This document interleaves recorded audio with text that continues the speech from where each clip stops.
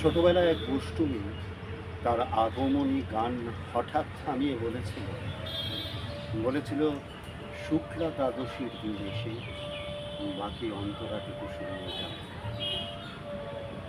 25 বছর প্রতীক্ষায় রয়েছে, দুষ্টুমি আর এলো না। মামা বাড়ির বাঁচি নাদের আলী বলেছিল তুমি বড় হও দাদা ঠাকুর, তোমারে আমি 3 প্রহরের বিল দেখাতে নিয়ে যাব, যেখানে যেখানে পদ্ম ফুলের মাথায় সাপ আর ভ্রমর খেলা করে। নাদের আলী নাদের আলী আমি আর কত বড় হব, নাদের আলী আমি আর কত বড় হব, যেদিন আমার মাথায় ছাদ পুরে আকাশ স্পর্শ করবে, সেদিন তুমি আমাকে 3 প্রহরের বিল দেখাবে।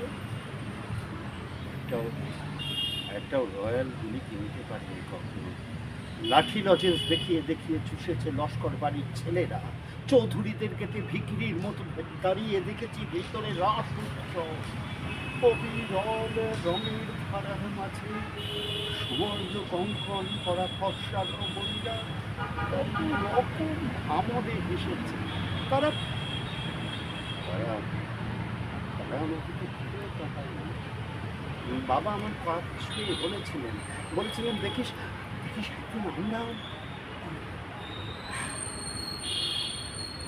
বাবা এখন আমাদের দেখা হয়নি কিছুই।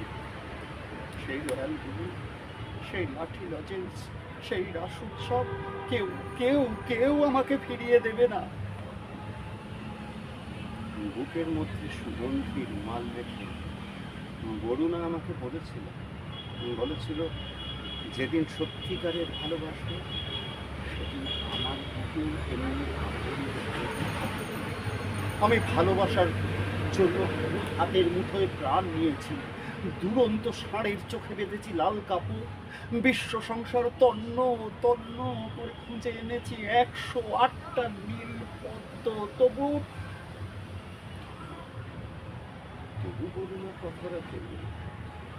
এখনো তার বুকে শুধু মানুষেরই গন্ধ। সে এখনো 33 বছর কাটল, কেউ কথা রাখেনি।